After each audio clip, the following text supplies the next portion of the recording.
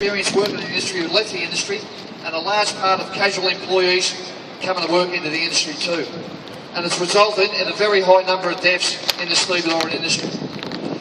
Just for example, Appleton Dock. Appleton Dock, less than 200 people work at Appleton Dock. In the last 10 years, we've had 3 fatalities there. We had Jeff Gray in 2003. We had Peter Ross in 2007. And in 2010, we had Steve Piper. Now, we believe we could have, if there was a code of practice in place, that those deaths wouldn't have happened. So we're not talking in abstracts here. We're talking about the people who we know, our friends, our comrades, who have families, who have children, who have wives, who have mothers and fathers. And there's nothing worse than walking out of the car and leaving a place for work and seeing a man's car in a car park and knowing he'll never come and pick it up. How do you go and tell someone that your husband's just been killed? How do you tell a daughter your father will never walk up the aisle? How do you tell the parents that your son won't never come home to look after you in your old age? It can't be done. And we have to make it, it's imperative on us, we take all the steps we can to make sure it doesn't happen again. And we're in the process of having that happen. Over the last, since 2007, we couldn't get a code of practice up, but we worked together with WorkSafe and with the Australian Maritime Safety Authority to develop industry guidance notes. Those guidance notes, which were developed here in Victoria, have been accepted by every state jurisdiction in WorkCover and by Safe Work Australia, and they were in the process of being what would be the nuts and bolts of the stevedoring code of practice. We've been meeting in temporary advisory groups with the stevedoring companies, with ourselves, with Safe Work Australia and the state bodies, and that process has been unfolding pretty well.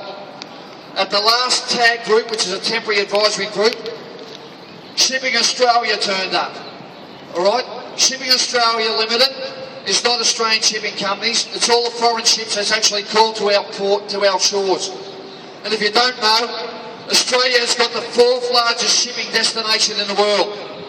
And do you know how much of our billions of tonnes we export on Australian ships? 0.4%.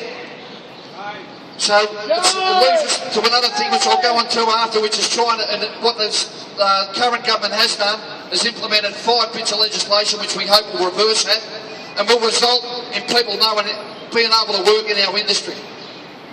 But getting back to Shipping Australia Limited, they put a submission in with the stevedoring companies, that and also some of the industry groups, some of the employer groups, that they don't support in the code of practice the level of consultation that's got to be done with the health and safety reps. And that should have taken place naturally as part of the harmonised OH&S Act, which would have happened. They don't support a hatchman being employed whenever there's men working down and below in the hull of a ship. Now, in Australia, you cannot operate a crane anywhere unless you've got a dockman worker with that crane driver. But for some reason, when they say you work on a ship, you don't have to have that. They say you don't need a hatchman, you don't need someone on radio contact. Well, we say it's more important than ever you have someone in radio contact with that crane driver, because quite often, as you know, anyone who's driven a ship's crane, is every time you lift that load up off the ship or pick it off the wall, as that ship moves. There's not another crane that operates that moves around like that. They're all fixed.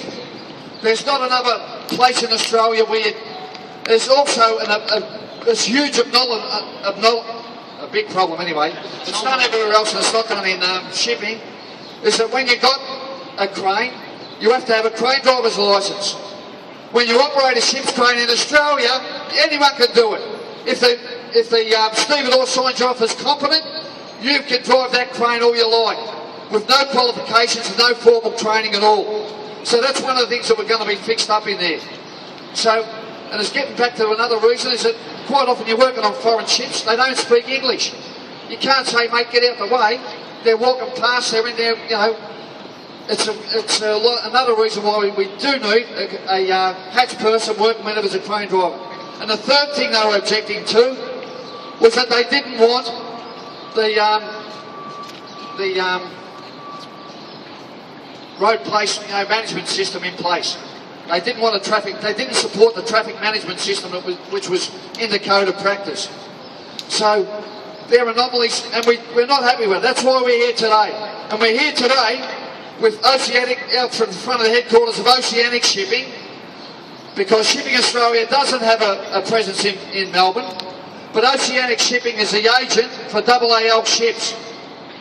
And AAL ships are probably one of the most dangerous ships we've got. Our dear friend Peter Ross here, champion bloke, who's going to go away on a month's holiday. On a Friday night, his last shift, 7 o'clock at night, crushed down below in the hold of the Cape Conway. Champion bloke he was, he couldn't help but like him. So, but what happened with the Cape Conway is we found out that 2 months earlier, 3 months before that, in November that year, that the same ship, the Cape Conway, was involved in an accident in Antwerp where a dock worker had his legs crushed.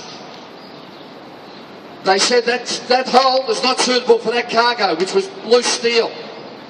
It shouldn't be used in there. That was ignored. That message wasn't passed on to shipping companies, it wasn't passed on to stevedoring companies, it wasn't passed on to ports. And in January that year, Peter Ross got crushed to death. He was looking forward to a great retirement, he was older, he was a champion bloke, a lovely man.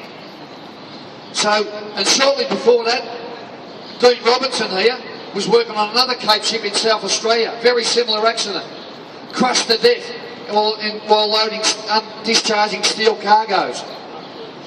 So we want to know why Oceanic Steel, and as well as that, the agents from Oceanic Steel, the agents for AAL, want to go down to Appleton Dock, where we've had 3 members killed since 2003, and dictate to our members about how much they should be putting on the hill, about what order they should be taken out the snow.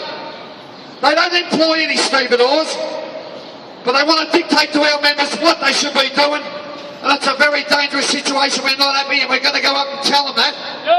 Just keep your head out of it.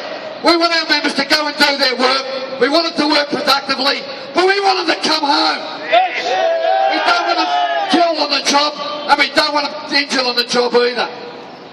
So that's why we're going to go up and have a delegation here up to see Oceanic Shipping.